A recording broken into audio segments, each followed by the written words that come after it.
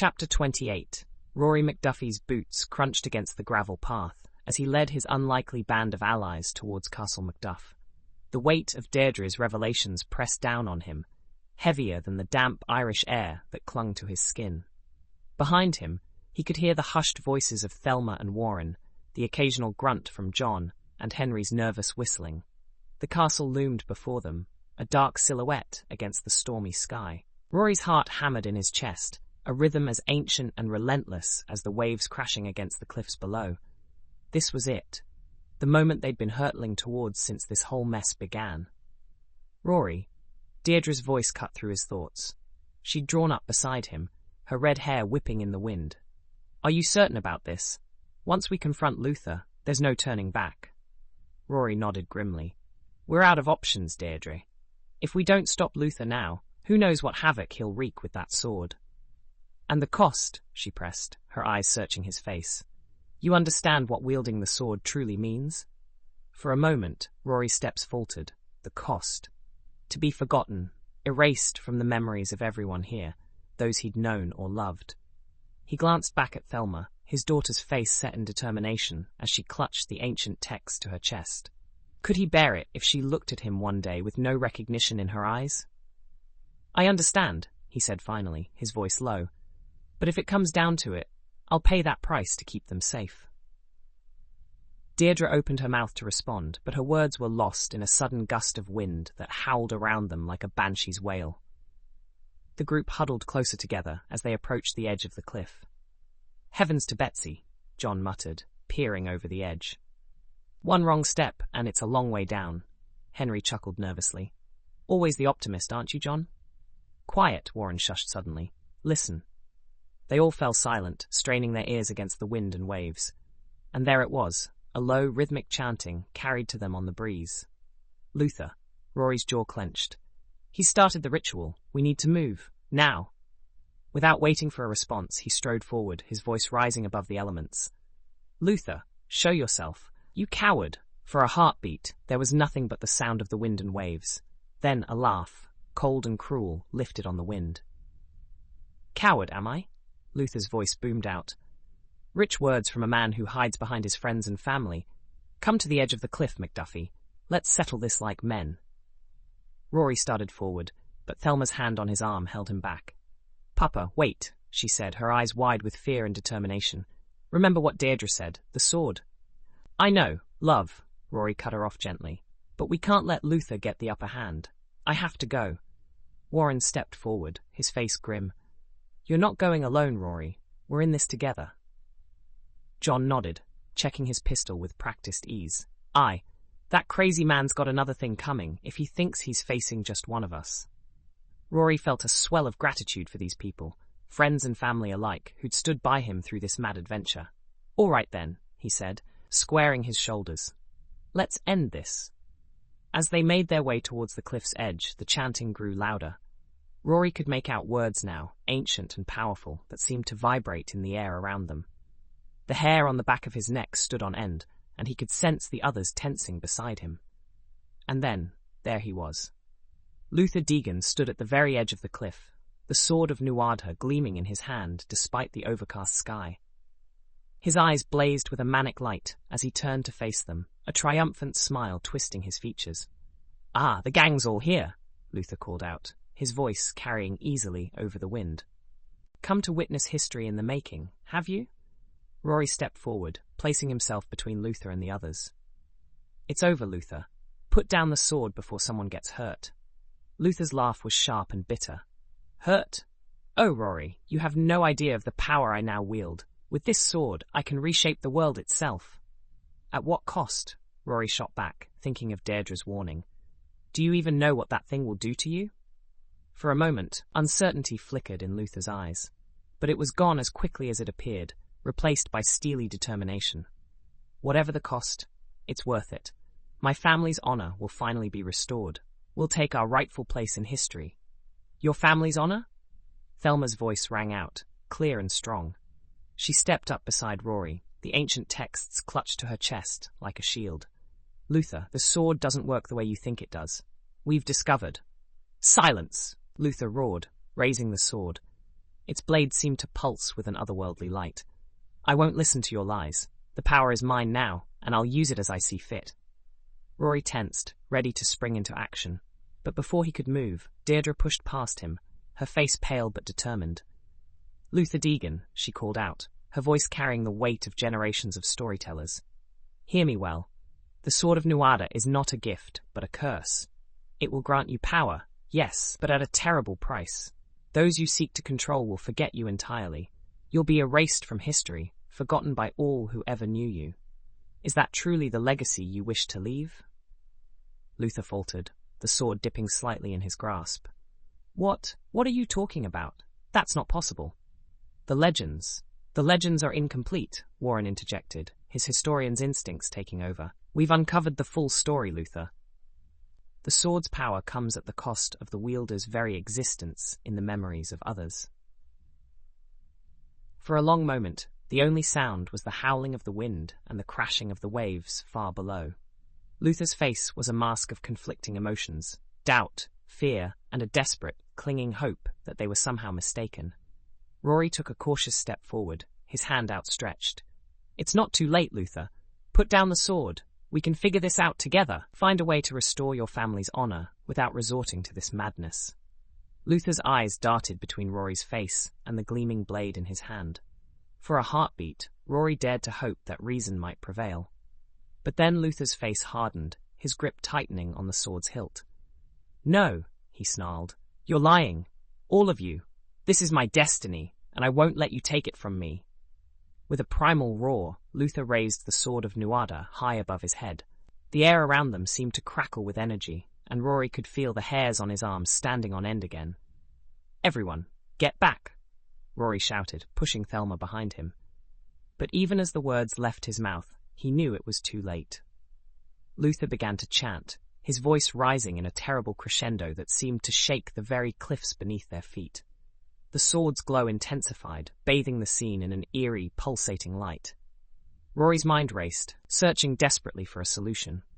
They couldn't let Luther complete the ritual, but rushing him now could send them both over the cliff's edge. And if the sword's power was unleashed... "Papa!" Thelma's voice cut through his panicked thoughts. She pressed something into his hand, cool metal, thrumming with its own quiet power. The necklace, the one that he had given to Thelma before this whole adventure, passed down through generations of McDuffies. Their eyes met, and in that moment, Rory knew what he had to do. It was risky, perhaps even foolish, but it was their only chance. "Whatever happens," he said, his voice barely audible above the wind and Luther's chanting, "remember that I love you. All of you." Before anyone could stop him, Rory sprinted towards Luther, the amulet clutched tightly in his fist. As he ran, he began to recite the words Deirdre had taught him, the true activation phrase for the Sword of Nuada. Luther's eyes widened in shock and fury as Rory approached. He swung the sword in a wild arc, but Rory was ready. He ducked under the blade, feeling its energy crackle inches from his skin. In one fluid motion, Rory slammed the necklace against the sword's hilt. There was a blinding flash of light, a sound like thunder, and then... silence. Rory's heart thundered in his chest as he faced Luther, the madman's eyes gleaming with an otherworldly light. The Sword of Nuada pulsed in Luther's grip, its power thrumming through the air like a living thing. Behind him, Rory could hear Thelma's ragged breathing, Warren's muttered prayers, and the soft whimpers of fear from the others. "It's over, Luther," Rory called out, his voice steady despite the fear gnawing at his gut. "Put down the sword before it's too late." Luther's laugh was cold and brittle. "Too late? Oh, Rory, you fool. It's only just beginning." As Luther raised the sword high, ready to unleash its terrible power, Rory's hand closed around the amulet in his pocket. The metal was cool against his palm, thrumming with its own quiet energy. It was now or never. "Papa, don't!" Thelma's cry pierced the air, but Rory was already moving. He sprinted towards Luther, ignoring the shouts of alarm from his companions. Luther's eyes widened in surprise, the sword dipping slightly as he registered Rory's charge. "What are you?" Luther began, but his words were cut short as Rory slammed into him. The impact sent them both stumbling, but Rory maintained his grip on the amulet. With every ounce of strength he possessed, He brought the ancient relic crashing against the hilt of the sword of Nuada. For a heartbeat, nothing happened. Then, the world exploded. A blinding flash of light erupted from the point of contact, so bright it seared Rory's retinas even through closed eyelids. A sound like 1,000 thunderclaps rolled across the field, shaking the very earth beneath their feet. Rory felt himself flying backward, the force of the explosion tearing him away from Luther and the sword. He hit the ground hard, the breath knocked from his lungs. Through the ringing in his ears, he could hear the panicked shouts of his companions, the sound distorted and distant. As his vision slowly cleared, Rory saw the sword of Nuada arcing through the air, end over end, the amulet still fused to its hilt. It plummeted towards the earth, blade first, and struck with a force that sent shockwaves rippling across the field. The ground bucked and heaved beneath them, throwing everyone off their feet. Rory clung to the grass, his fingers digging into the soil as he fought to maintain his position. Around him, he could hear the cries of alarm from Thelma, Warren, and the others as they too struggled to stay upright. As the tremors subsided, an eerie silence fell over the field. Rory pushed himself to his knees, his head spinning from the impact and the explosion. Through blurred vision, he saw Luther struggling to his feet a few yards away. Their eyes met, and in that moment, Rory saw the madness that had driven Luther to this point give way to something else, fear. The sword of Nuada stood upright in the earth between them, its blade glowing with an otherworldly light. "No," Luther breathed, his voice barely audible.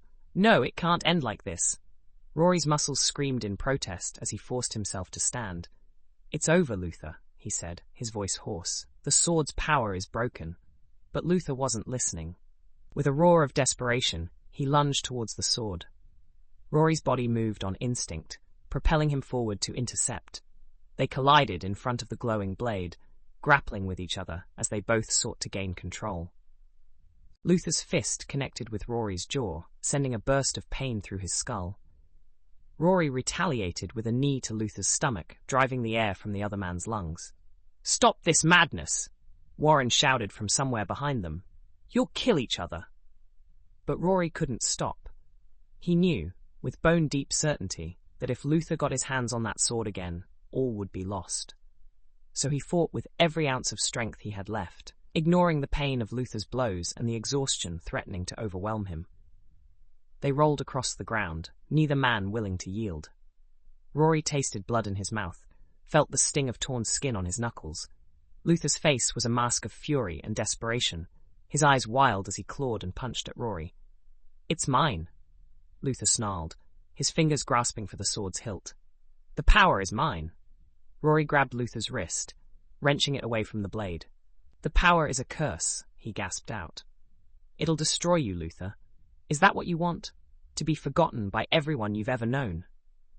For a moment, doubt flickered in Luther's eyes, but it was quickly consumed by the madness that had driven him this far. With a surge of strength, he broke free of Rory's grip and scrambled towards the sword. Time seemed to slow as Rory watched Luther's hand close around the hilt. The sword's glow intensified, bathing Luther's triumphant face in an otherworldly light. But as he began to pull the blade from the earth, something changed. The light pulsed, once, twice, and then began to dim. Luther's expression shifted from triumph to confusion, then to horror as he realized what was happening. "No," he whispered, his voice breaking. "No, no, no!" Rory pushed himself to his feet, his body screaming in protest. He approached Luther cautiously, ready for another attack. But the fight had gone out of the other man. Luther knelt in the dirt, still clutching the sword's hilt, his shoulders shaking with silent sobs. "I don't understand," Luther said, his voice small and lost. "It was supposed to give me power. It was supposed to restore my family's honor." Rory felt a surge of pity for the broken man before him. The sword's power was always a lie, Luther, a trap for those desperate enough to believe in easy solutions. He reached out, gently prying Luther's fingers from the hilt. To his surprise, Luther offered no resistance. The sword came free easily, its blade now dull and lifeless. As Rory held the sword of Nuada, he felt none of the power that had radiated from it earlier. It was just a sword now, ancient and well-crafted, but nothing more. "It's over," he said softly, more to himself than to Luther or the others. Thelma approached cautiously, her eyes wide as she took in the scene. "Papa, are you all right?" Rory managed a weak smile. "I've been better, love, but I'll live." Warren and John moved to secure Luther, who offered no resistance. The fight had gone out of him entirely, leaving behind a shell of the man he had been. As the adrenaline of the fight began to fade, Rory felt the full weight of exhaustion settle over him. He swayed on his feet, the sword suddenly feeling impossibly heavy in his hand. Dear appeared at his side, her face pale but determined. "Let me take that," she said, reaching for the sword. "We need to make sure it's never used for evil again." Rory nodded, relinquishing the blade. As Deirdre took it, he saw her eyes widen in surprise. "It's different," she murmured. "The power, it's gone, but there's something else." Before Rory could ask what she meant, a wave of dizziness washed over him. He stumbled, only to be caught by Thelma and Warren. "Easy there, old man," Warren said, his voice laced with concern. "Let's get you sitting down before you fall down." As they lowered him to the ground, Rory looked out over the field. The signs of their desperate battle were everywhere. Churned earth, scattered belongings, the dazed faces of his companions. Rory McDuffie stood over Luther's prone form, his chest heaving with exertion. The taste of copper lingered in his mouth, a reminder of the fierce battle they'd just fought. Around them, the field bore witness to their struggle. Churned earth, scattered debris, and the fading glow of the sword of Nuada's power. The sound of retreating footsteps drew Rory's attention. Luther's men, those who had followed him blindly into this madness, were scattering like leaves in the wind. Their cause was lost, and with it, their loyalty. Only Angus remained, his hulking form a dark silhouette against the lightening sky. "It's over, Luther," Rory said, his voice rough with fatigue. "Your men have abandoned you. It's time to end this." Luther spat a mouthful of blood onto the grass, his eyes blazing with a mixture of hatred and defeat. "You think you've won, don't you, McDuffie? You have no idea what you've done." Rory crouched down, bringing himself eye level with his fallen adversary. "Then tell me, what started all this? Why tear apart lives, risk everything for a sword?" A bitter laugh escaped Luther's lips. "You wouldn't understand. How could you? Your family has always been the golden child, the chosen ones." "Try me," Rory pressed, ignoring the ache in his muscles and the voice in his head urging him to end this conversation. What could possibly justify all this destruction? For a moment, Luther remained silent, his gaze fixed on the sword still embedded in the earth. When he finally spoke, his voice was low, almost reverent. "Do you know what it's like to have your family's legacy stripped away in an instant? To be cast aside, forgotten by history?" Rory shook his head, sensing the weight of generations in Luther's words. "What are you talking about?" Luther's eyes snapped back to Rory's face, a fire rekindling in their depths. "My family, the Deegans, we were meant to be the protectors of the sword of Nuad. For generations, we prepared for the responsibility, honing our skills, passing down the sacred knowledge." He paused, his face twisting with a pain that seemed to go beyond physical wounds. "And then, because of one mistake, one moment of weakness, it was all taken away. The McDuffies were chosen instead, and we were cast into obscurity." Rory's mind reeled with this new information. He'd always known the sword was part of his family's history, but he'd never imagined the depth of its impact on others. "What mistake?" he asked, almost afraid to hear the answer. Luther's laugh was harsh and humorless. "Does it matter now? A drunken night, a loose tongue, secrets revealed that should have remained hidden. By the time the dust settled, the damage was done. The McDuffies were the new guardians, and the Deegans were nothing but a footnote in history." As Luther spoke, Rory could see the years of bitterness and resentment etched into every line of his face. It didn't excuse what he'd done, but it made the man's actions more understandable. Tragic, even. "So all this," Rory gestured to the battlefield around them, "was about reclaiming your family's honor? Restoring your place in history?" Luther nodded, a spark of the old madness returning to his eyes. "The sword was meant to be ours. With its power, I could have rewritten history, erased the stain on our name.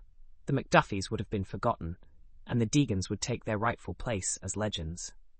Rory sighed, the weight of centuries-old grudges and misplaced ambitions settling heavily on his shoulders. And in the process, you were willing to destroy countless lives, including your own. Was it worth it, Luther? Before Luther could answer, Liam's voice cut through the tense atmosphere. It's time, Rory. We need to get him to the Guarda station. Rory nodded, pushing himself to his feet with a groan. He watched as Liam hauled Luther up, securing his hands behind his back. You're making a mistake, Luther hissed, struggling weakly against Liam's grip. The sword's power is more than you ever understood, Rory interrupted. It was never about power or prestige, Luther. It was about responsibility, about protecting people. Something you seem to have forgotten along the way. As Liam began to lead Luther away, Angus stepped forward. The big man's face was a mask of conflicting emotions, loyalty warring with the realization that he'd been on the wrong side of this fight. I'll come too, Angus rumbled, his eyes fixed on Luther. Someone's got to make sure he doesn't try anything stupid on the way. Liam raised an eyebrow, but nodded his assent. As the three men began to make their way across the field, Rory felt a hand on his shoulder. He turned to find Thelma standing beside him, her face a mixture of relief and concern. You did it, Papa, she said softly, her eyes shining with pride. You stopped him. Rory shook his head, a wry smile tugging at his lips. I couldn't have done it without all of you, he said, looking around at the group that had gathered around him. Warren, John, Henry, Deirdre, each of them had played a crucial role in this mad adventure. And Willie, Rory thought. That old rascal Willie. We mustn't ever forget Willie's role in this victory. Deirdre stepped forward, enveloping Rory in a fierce hug. You're a true McDuffie, she said, her voice thick with emotion. Your grandfather would be proud. As Deirdre's words washed over him, Rory felt a surge of warmth in his chest. For so long, he'd struggled with his place in the family legacy, unsure if he was worthy of the responsibility that had been passed down to him. But now, standing in this field with the sword of Nuada vanquished and his loved ones around him, he finally felt like he belonged. What happens now? Henry asked, voicing the question that was on everyone's mind. Rory turned to look at the sword, still embedded in the earth. Its glow had faded entirely now, leaving it looking like nothing more than an ancient, well-crafted blade. Now, he said slowly, we make sure this never happens again. The sword needs to be protected, but not for power or prestige. We protect it to keep others safe from its influence. Warren nodded, his historian's mind already whirring with possibilities. We'll need to research more about its origins, its true purpose. There's so much we still don't understand. And we'll do it together, Thelma added, slipping her hand into Warren's. As a family. As the group began to discuss plans for the future, Rory found his gaze drawn to the horizon. The sun was beginning to set over the hills, casting a golden glow across the landscape. Those hills, he remembered suddenly, were called the Hills of Kilcorney. It was a name steeped in history and legend, much like the sword they now bore responsibility for. The sight filled Rory with a sense of hope and determination. They had faced unimaginable challenges and come out the other side stronger for it. Whatever the future held, whatever new threats or adventures awaited them, they would face it together. Come on, he said, turning back to the group with a smile. Let's go home. We've got a lot of work ahead of us. As they began to make their way back towards the castle, Rory felt a profound sense of peace settle over him. The sword of Nuada had brought them to the brink of disaster, but it had also shown them the strength of their bonds. Family, friendship, love, these were the sources of power, far greater than any magical artifact. And as for Luther and his men, they would face justice for their actions. But Rory couldn't help but feel a twinge of pity for them. They had been so consumed by their quest for power and recognition that they had lost sight of what truly mattered. Papa! Thelma's voice broke through his reverie. What are you thinking about? Rory smiled at his daughter, marveling at her strength and resilience. I'm thinking about how lucky we are, he said softly, to have each other, to have this chance to make things right. Thelma nodded, her eyes shining with understanding. We won't waste it, she promised. We'll honor the responsibility we've been given, and we'll do it together. Thelma smiled, taking her father's arm. Thank you, Papa, she said softly, for everything. Rory's eyes started to water as he pulled his daughter closer to him, kissing the crown of her head. He would move heaven and earth for his little girl. As they crested a hill, the castle came into view, its ancient stones bathed in the light of the new day. Rory felt a surge of determination. This was their home, their legacy, and they would protect it, not for glory or power, but for the sake of those who couldn't protect themselves. The sword of Nuada might have been a source of conflict and pain for generations, but now it would become a symbol of unity and strength. The McDuffies, along with their newfound family of friends, would ensure that its power was never again used for evil. As they approached the castle gates, Rory took one last look back at the field where everything had changed. The evening shadows were beginning to settle in, slowly cloaking a landscape transformed by their struggle. But amid the chaos and destruction, he could see the first signs of new growth. A reminder that even in the darkest times, hope could take root and flourish. With a deep breath, Rory turned back to the castle and the future that awaited them. The adventure might be over, but their story was far from finished, and whatever challenges lay ahead, he knew they would face them together.